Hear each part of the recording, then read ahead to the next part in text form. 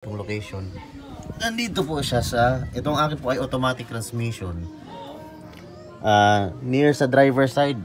Ito yung gulo sa driver side. Kung nasa ilalim ka, ito yun.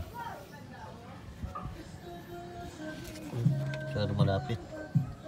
Ito po yung crankshaft positioning sensor. Yan. Ito yung crankcase. Ito po. Pero may takip po ito. May takip yan. Kaya hindi makita. Ito po yung takip niya. Yan.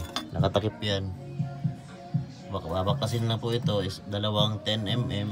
Isang 14mm doon sa side na yun. Yun. Pagkabakas niyan. Ito po. Yan na yung CPS.